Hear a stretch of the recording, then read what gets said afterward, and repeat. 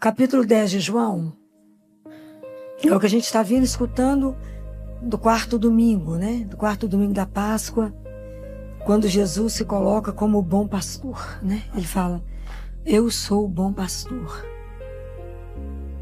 Quando eu pensei sobre isso, eu quero colocar 3 pontos aqui que ele falou. Porque a gente precisa, quando escuta a palavra de Deus, é preciso que eu me coloque diante dela e pergunte, o que significa para mim escutar, eu sou o bom pastor? Isso tem algum impacto na sua vida ou é indiferente? Senão isso não nos transforma.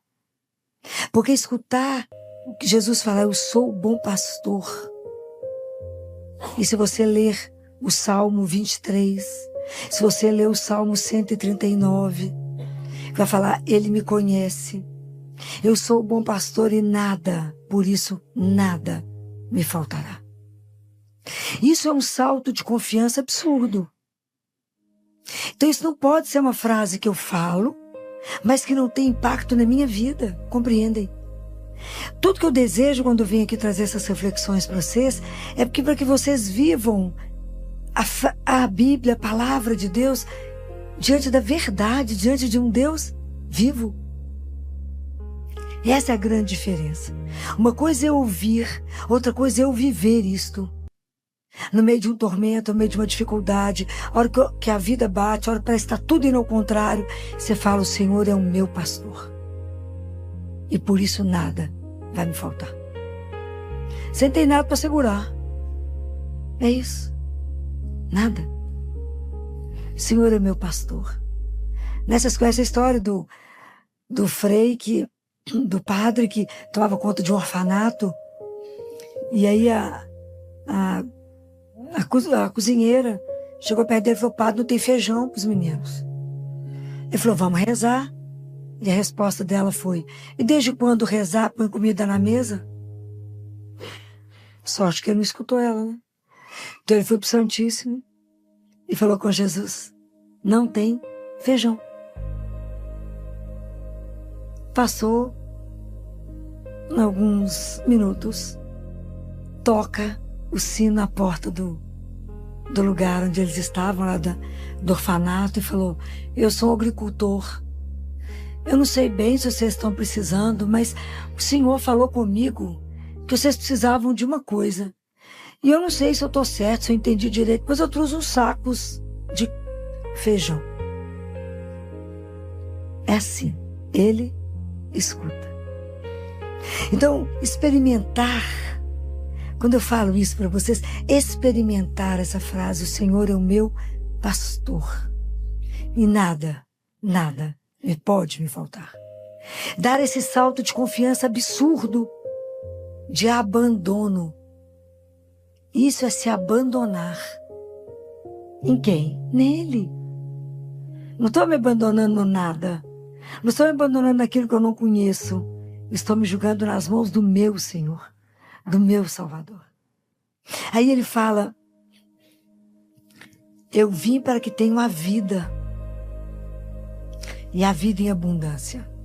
Está no versículo 10. E às vezes a gente não compreende muito bem porque a gente confunde vida com subsistência. E a gente acha que vida é correr por dinheiro, para comer, para vestir, para pagar as contas. Não é essa vida que ele está falando. É a vida em maiúsculo. Deus nos convidou para a vida. E a gente não tem dimensão. A gente coloca Deus dentro do nosso ateliê pequenininho, como se ele tivesse que entrar ali. A vida. Imagina quando a gente não tem essa dimensão, a gente não acredita nisso, né? Que antes da gente ser criado, a gente foi sonhado por ele. A gente foi desejado por ele para viver eternamente. Isso é uma coisa louca. Então a construção da nossa vida, a vida nossa é uma profissão de fé na esperança. Porque Jesus, quando ele fala em Mateus 6, 24 a 34, ele fala assim, não vos preocupeis com o dia de amanhã. E ele fala assim, olhai as aves do céu. Ah, mas eu estou de olho aberto. Olha, abre os olhos e veja. Veja aquilo que não está sendo visto ainda. Fico lembrando de Padre Pio. Padre Pio sobe, né, num lugar e fala com uma das filhas espirituais dele. Você está vendo aqui o hospital? Ela falou, só tinha mato. Que hospital? O hospital você não está vendo, não? Olha o hospital aqui imenso que nós vamos construir. Ele via. Pergunta se o hospital não está lá, maravilhoso. Mas você não está vendo? Olha aqui. Mas será que nós não estamos conseguindo ver além? Será que a gente não consegue ver que não é essa vida que a gente corre atrás o dia inteiro, numa loucura para construir tanta coisa, para montar tanta coisa, para se apegar a tanta coisa, que não vamos levar nada, né? Que a gente chama de vida, que depois que está abastecido, a gente fala, agora eu posso descansar. Em quê? A gente fica na ilusão que a gente controla a nossa vida e fala, a minha vida vai ser assim. A minha vida vai ter que ser assim. Ontem me perguntaram assim, doutora Filó, qual que é a técnica para ter menina? Eu falei, nunca soube disso, não. Reza, né? Fala com Jesus, eu tenho um desejo de ser pai de menina. Fala com ele, se ele estiver de acordo. Manda. Qual que é a técnica? Então, a gente fica querendo soluções e segurar, achar que a gente tem o controle 360 graus, isso é ilusão. Nós não temos controle de nada. A gente acha que tem. Então, quando ele fala, eu chamo vocês para a vida, abra os olhos e aprenda a viver a mística dos olhos abertos, para você ver Deus que chega em todo momento através dos sentidos. Deus não abre, não bate na porta que a gente não tem. Deus somente bate na porta que a gente pode abrir. Guardem isso. Não está escrito em Apocalipse? Eis que estou à porta e bato. Se você abrir, eu vou entrar. E nós vamos ser amigos. Deus não bate na porta que nós não temos. Ele bate na porta que eu posso abrir. Às vezes é pelos meus olhos que eu vou vê-lo. Às vezes é pelo meu ouvir. Às vezes é pelo meu tato. Às vezes é pelo cheiro de Deus. Às vezes é pelo paladar. Às vezes eu vou degustar Deus. Deus entra pelos sentidos. É a mística dos olhos abertos que a gente tem que estar atento. Tem que estar atento para o agora. Agora que Deus vem. É agora que Ele me procura. É agora que a vida acontece. Porque eu só tenho agora. E isso é maravilhoso. O que Deus falou para Abraão? Lembra? Falou, Abraão, olha para o céu e conte as estrelas, se você for capaz. Então lembra disso. Nós somos da descendência de Abraão. Nós fomos feitos para olhar para o céu e não para ficar olhando para o cadastro do sapato. Deus não nos quer olhando para baixo. Levanta a cabeça. Nós temos um Pai. Fomos feitos para coisas tão maiores. E às vezes a gente quer reduzir Deus a tão pouquinho. A vida é isso, é esse abandono. Confia que nós temos algo para além, para muito além daquela porta. A nossa vida vai muito além da morte. Como diz Jesus, eu espero que vocês pensem com alegria na morte. Porque quando vocês abrirem a porta, eu vou estar do outro lado. Faz Jesus que não tem ninguém com alegria pensando nessa história do Senhor, não. E fala, morrer assim é como tirar o sapato. Ontem eu cheguei em casa tão cansada, era 11h10 da noite, morta. Aí quando eu tirei o sapato, falei, nó, é isso que deve ser morrer, que delícia. Tirei o sapato. Ai, que alegria num salto, desde que o dia amanheceu. Eu falei, nó, Jesus. Bem que você fez essa comparação, faltou você colocar que era um sapato de salto. Espetacular, adorei. Que delícia, que sensação boa que foi tirar o sapato. Ele fala, é como tirar o sapato. Morrer é simples assim, é como tirar o sapato. E ele fala com a Gabriela, você já percebeu que você não nasceu? Ela falou, como não? Não nasceu para mim. Quando você chegar lá, será o dia do seu nascimento. Ai, como que a gente não conversa essas coisas lindas de Deus, né? A gente morre de medo de falar nesse assunto, né? Mas é maravilhoso que Deus tem, então nós vivemos hoje já na certeza daquilo que está marcado para nós no futuro. E isso transforma o nosso presente. E aí a nossa vida passa a ser um abandono. E aí eu me entrego nele com a vida que é entregue, a vida que eu não seguro. Essa é a vida verdadeira porque ela multiplica. Aquele que perder a sua vida vai encontrá-la. Não é assim? Eu vou só aprender a amar se ele me ensinar, eu vou amando. Como é que eu aprendo a amar? Amando. É linda essa entrega, esse abandono, que a gente vai estar com ele a cada momento e se lembrar a cada dia, né? A cada dia, quando a gente acorda de manhã, que não tem nada doendo, tá tudo bacana, não estamos internados. Ninguém que a gente ama está internado, a gente fala de pé. Para vos servir? Aí Jesus fala isso, eu já não sei mais para quem, porque eu leio demais, não dou notícia, eu não guardo tudo que eu leio. E ele fala, já imaginou que honra é poder falar à sua disposição para me servir? Vocês já pensaram o que significa estar a meu serviço? Falei, pensando bem, é um escândalo, né, Jesus? Estou por sua conta. Isso é um escândalo. Então lembrem dessas coisas de manhã. Entregue a vida de vocês para que a vida valha. Não reduza a vida somente na conta bancária. Não reduza só nos que vocês vão ter. Mas reduza, chame a vida de vocês e coloque a vida para o que ela foi chamada a ser. Lembre que não fomos feitos para consumir, mas para consumar. E o mundo nos quer nos colocar para consumir o dia inteiro. Vide celular, que os meninos só querem consumir. Pensem nessas coisas, né? E aí Jesus fala assim, eu sou o bom pastor, eu conheço as minhas ovelhas, e as minhas ovelhas me conhecem. Verdade ou mentira?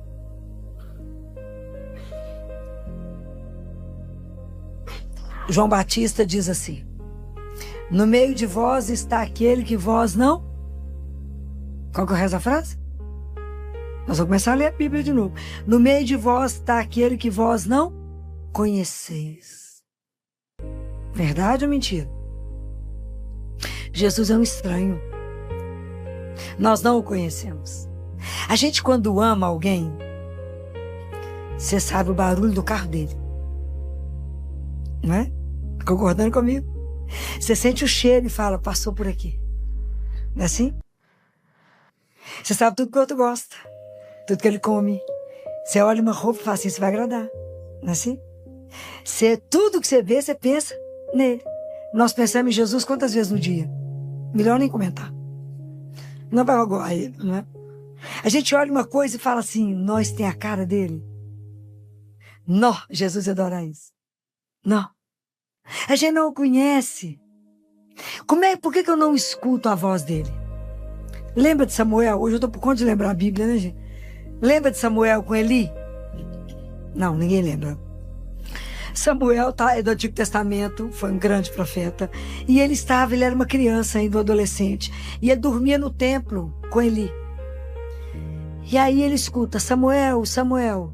Ele vai correndo a Eli e fala, Senhor, o Senhor me chamou, eu estou aqui. Ele falou, não te chamei não, volta para dormir. Voltou o Samuel. Aí Jesus chamou, Deus Pai chamou de novo. Samuel, Samuel. Sai ele correndo. O Senhor me chamou, eu estou aqui. Ele falou, não chamei não. Pode voltar. Aí na terceira vez ele falou, gente, é o Senhor. Está chamando esse menino. E como ele não conhecia, não respondia. Aí Eli falou com ele assim, quando você escutar de novo, te chamando, Samuel, Samuel, responda, fala, Senhor, que teu servo te escuta. Ai, que trem maravilhoso. Por que a gente não escuta? Porque tem uma pedagogia. Porque tem que ter um treinamento. A gente está na geração que tudo é mágico e rápido, não é? O povo me liga e fala assim, ô filho, qual que é a oração boa para conseguir tal coisa? Ó, igual mágica. Não é assim que funciona com Deus. As coisas não são assim. Como é que funciona? Fala, dobra o joelho, reza o terço. Espetacular. Não tem uma arma mais poderosa que essa. Mas para que eu possa aprender a ouvir o Senhor, eu tenho que aprender a pedagogia do silêncio. Fala, mas eu fiquei ali no Santíssimo caladinha. Calou a boca, mas não calou a cabeça nem o coração. Fala mentira? Você só está de corpo. Aí a cabeça está voando, aí de repente você lembra, não, estou aqui rezando. Aí uma forma de começar é falar assim com o Senhor. Jesus, desculpa, só o corpo que está presente. Busca a alma, meu filho, ela está voando. Põe a alma no lugar. Vamos aprender, ver se reza 2 minutos. E é um aprender a silenciar. Senhor, me ajuda a silenciar. Porque a cabeça tem que ir fervendo, arrumando um monte de solução para aquilo que eu te dei. A gente entrega as coisas para Deus e vai entregando a solução junto. Então, não precisa nem de vincar, porque está perdendo tempo. Né? Aí o coração está agitado. Falo, não rezei, continuo cansado, continuo agitado. Eu falo, não rezou para a pessoa? Certo, rezou para você mesma. Quando a gente vem cá e conversa com ele, você entrega tudo. Sai leve, pode até voar. Mas isso é uma graça que a gente tem que começar a pedir a ele. Fala, Jesus, esse ouvido precisa te ouvir. Eu quero te ouvir.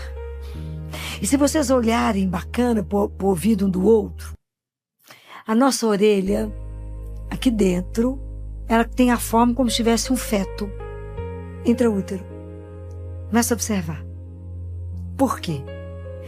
Porque aquilo que eu escuto pode gerar em mim vida ou morte. Depende do que eu escuto. Isso é espetacular. Então, se eu escuto a palavra de Deus, igual nós estamos ouvindo, isso pode gerar dentro de vocês vida. E um desejo de viver isso que nós estamos conversando. Mas dependendo do que eu escuto, a palavra pode ser bendita ou maldita. E pode fechar meu coração, pode trazer uma tristeza. Quantas crianças, quantos adolescentes desenvolveram anorexia por um comentário mal feito?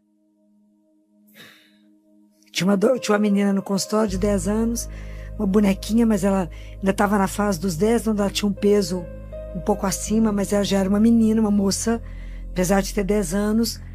E eu acho que ela tinha uma paixão secreta pelo galã da sala. Sempre tem um galã na sala, né? Sempre ordinário, né? Mas sempre tem um galã.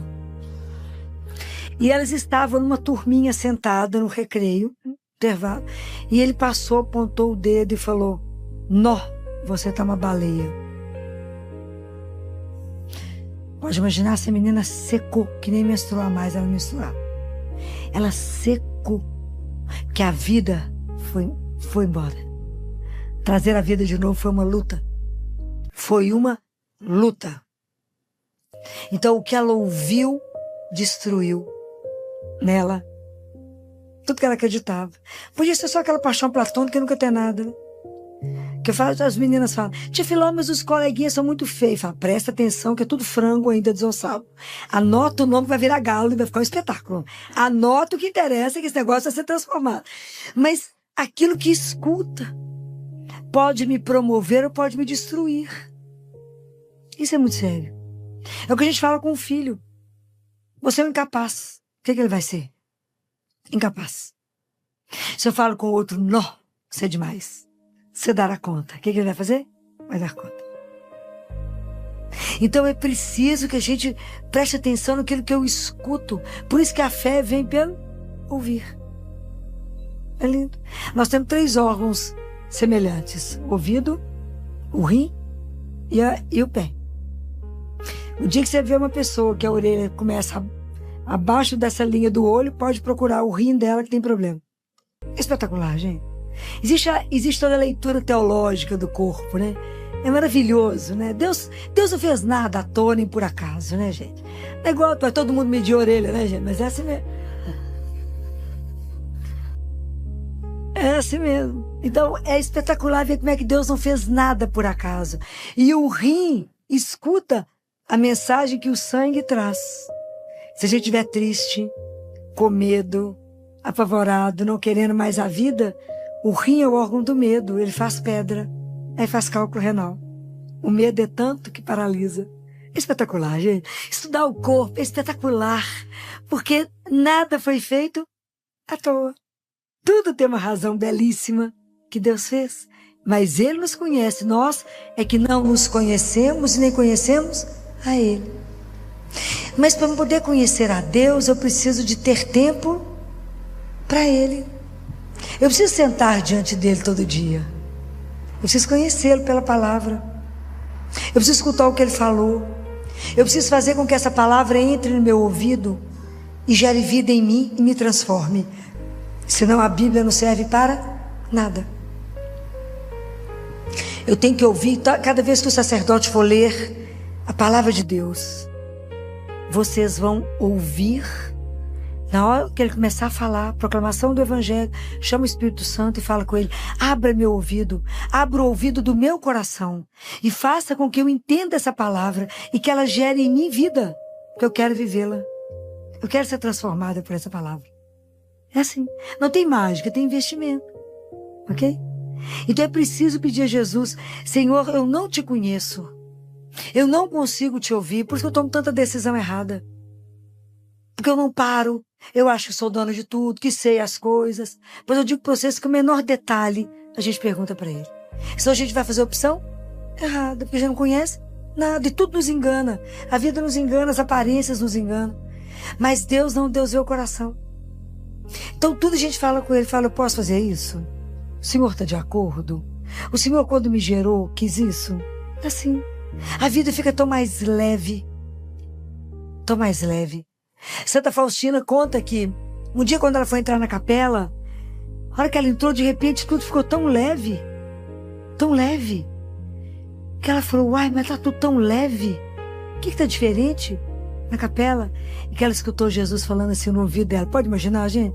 Eu ia morrer, né? Falando assim: reze assim, Faustina. Ensina ela a rezar o texto da misericórdia.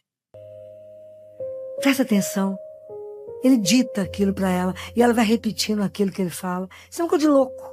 Então o que eu estou querendo dizer para vocês é que quando aonde ele chega, tudo se transforma. Então aquilo que está pesado na nossa vida nos transforma, tem que ser transformado por ele. E quando eu penso que ele nos conhece, Deus é tão gentil, Jesus é tão doce, que para cada um de nós, ele sabe como que ele nos chama. Porque ele conhece cada um de nós do jeito que nós somos. Ele não nos chama de uma forma igual, porque nós não somos iguais. Para cada um ele fez de um jeito. Por que ele chama cada um de um jeito? Porque para cada um ele quer fazer uma aliança de amor eterno, mas para cada um vai chegar de um jeito. Olha como que nos respeita. Para e pensa em quantos lugares o Senhor foi atrás de você. Quantas vezes ele largou as 99 e viu que você tinha fugido e foi atrás de você. Em quantos descaminhos ele te pegou. Quantas vezes ele não permitiu que você morresse. Quantas vezes ele salvou a sua vida. Quantas vezes a sua opção ia te levar para a morte, ele foi lá e falou: você é minha, você custou o meu sangue. Em quantos caminhos ele foi atrás de nós? Quantas vezes o Senhor assentou do seu lado e te esperou ter força para andar? Quantas vezes? Ele esperou você chorar e enxugou suas lágrimas. E você não viu. Quantas vezes? E quantas vezes ele continua insistindo com você? E quantas vezes ele tem batido na porta do seu coração e falado: abre. Quantas vezes o Senhor nos buscou e continua nos buscando. Então uma das maiores alegrias da minha vida que eu falo com ele é: obrigado por não ter desistido de mim. Obrigado por ter insistido comigo. Aquilo que Santo Agostinho fala: tarde te amei, beleza. Tarde te amei. O Senhor estava em mim, eu não estava no Senhor. Mas o Senhor venceu a minha surdez. O Senhor venceu a minha surdez. Então a gente com Deus tem um monólogo de surdo, né? Ele fala, eu não escuto, ele fala, é por isso mesmo. Precisamos quebrar isso, falar: Senhor, eu sou a sua ovelha. Eu quero te conhecer. Eu quero ser sua. Eu quero viver a vida que o Senhor sonhou. Eu quero viver a vida maiúscula, essa vida em abundância. Eu não quero te reduzir nesses sonhos meus tão pequenos. Eu quero, de verdade, ter esse salto de confiança e entender: o Senhor é o meu pastor. E aqui, como em Ezequiel 34, risca isso, que isso é belíssimo. Ele fala: sou eu que vou buscar cada um e vou dar repouso. Às vezes, quantos de nós estamos exaustos, cansados, batendo na mesma tecla, insistindo em coisas que não estão nos levando a lugar nenhum. E ele fala: eu vou buscar aquela que estiver perdida. Eu vou reconduzir a que estiver desgarrada. E vou restaurar a que estiver abatida. Não existe um Deus como esse. E ele nos restaura quantas vezes? Quantas vezes a gente chega aqui destruída, sai completamente transformado? Quem fez isso? O amor dele. porque nos ama, faz a gente de novo. Fala, tadinha, tá acabada hoje. Vou dar um jeito nela. Vou soprar nela de novo. Vou devolver a vida a ela, vou falar com ela, vem cá descansar em mim, porque meu fardo é suave. Vem cá. Vem cá que eu te restauro. Tá preocupada com o quê? Cansando por quê? Entrega pra mim seu problema, eu tenho a solução. Por que você tá preocupada com isso? Não preocupe. Eu tenho a solução. Isso é escandaloso, um Deus desse é escandaloso. Então quando eu perguntei pra vocês, né? E ele fala que aquela que estiver gorda e vigorosa, que ele vai guardá-la. Ele fala, guardá-la-ei. Ele carrega, aquela imagem dele carregando a humanidade, representada por uma ovelha nas costas, é o que ele veio fazer. Ele veio aqui para nos buscar para a casa do Pai. Imagina que coisa maravilhosa, veio buscar cada um. Não tem um mais importante do que o outro, cada um de nós é loucamente amado por ele. E aí quando eu falo com vocês isso, quando eu perguntei, o Senhor, eu sou o bom pastor. E isso tem que fazer a gente tremer. Saber que eu caminho diante de um Deus que é vivo. Então, como eu gostaria que vocês, diante dessa frase, abrissem os olhos para perceber que nós estamos diante de Deus. Não precisa vê-lo, o importante é que ele nos veja. Como eu gostaria que vocês sentissem o cheiro dele do lado de vocês. Como vocês pudessem degustar da presença dele. Como vocês pudessem namorar da presença dele. E falar, ele é o meu pastor, então descansem nele. Aquele que é cristão não podemos viver atordoado, desorientado, com medo de tudo, pois nós temos o pastor que nos guarda. Ele fala, ninguém pode tirar vocês da minha mão. Ó, que escândalo. Isso é um descanso. Ninguém te tira da minha mão. Então o que pode nos amedrontar? Nada. Nós temos o Senhor. Então o cristão é aquele que tem que ter coragem. Nós não podemos ficar, nós temos que ter coragem de quando Deus, sabe quando o barco está agarrado, lá atracado, na beira lá do cais? Nós temos que ter a audácia de falar com o Senhor, solta o barco. O mar é Deus, né? Solta o barco e deixa eu navegar. Não me deixa presa nas coisas. Igual a semente que a gente, que para poder frutificar tem que ter alguém com a mão, com a semente que joga ela longe. Mas nós não podemos, como Jesus diz na palavra, eu plantei, todo dia eu vou lá, tiro para ver se está brotando, eu não vou matá-la. Nós temos que ter paciência nessa relação com o Senhor. Mas todo dia eu falo, Jesus, sou sua. O Senhor faça de mim aquilo que o Senhor quiser. Até que forma que for melhor para o Senhor. Entrega. Fala, vem, Senhor. Vem cuidar de mim. Vem colocar minha vida no trilho. Se eu sair do lugar, me coloque ali. Porque eu quero viver essa intimidade. Eu quero ser sua ovelha. De preferência carregado no colo. De preferência. Que o Senhor me carregue, me guarde. Então eu posso descansar. Porque eu posso repousar. Porque eu estou diante de quem vela pela minha vida, pelo meu sono. Isso é escandaloso. Tem gente que não dorme porque tem medo da noite. Nós precisamos aprender a descansar nele e falar, eu vou dormir porque aquele que toma conta de mim, que me ama, não dorme. Ele vela pelo meu sono. Então eu espero que o bom pastor, cada vez que vocês escutarem isso, que isso faça vocês tremer no coração. E eu quero terminar com uma oração de Santo Ambrósio. Esses santos de Deus realmente foram escandalosos, né? E Santo Ambrósio faz uma oração belíssima, que eu quero terminar com ela.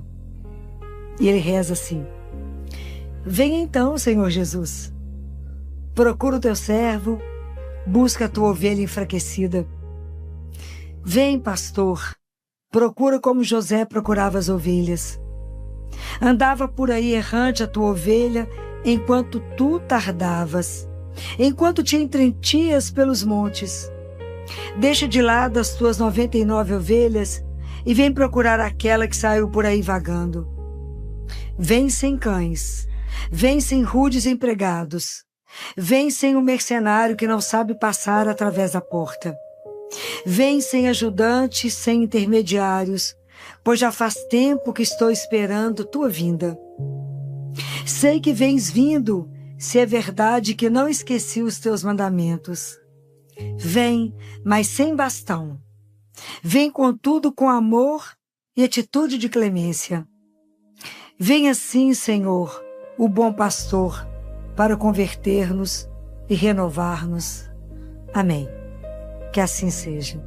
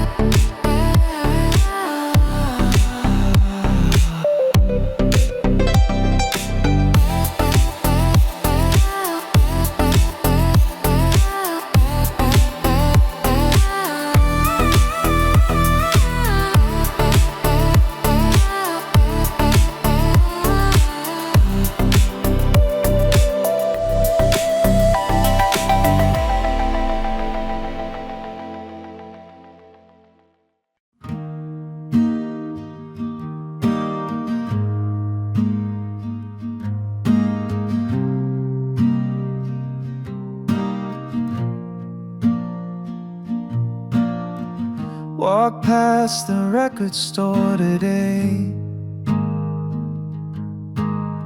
still hear our voices drift and play. You laugh like the world was soft and slow. Now it's just echoes I used to know. We were second-hand stars burning out in borrowed cars, talking big beneath small skies, living truths and little lies. I still keep your note in my coat, fading words I never wrote.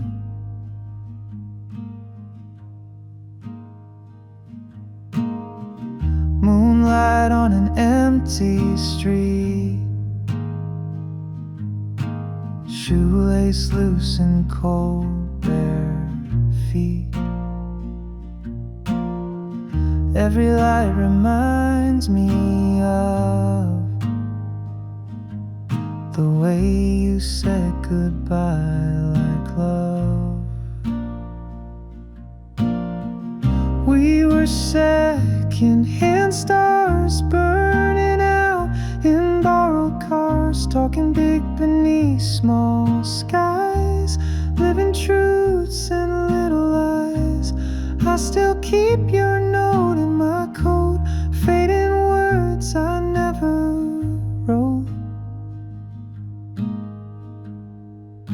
And maybe that's how some things end, with a whisper, not a bend.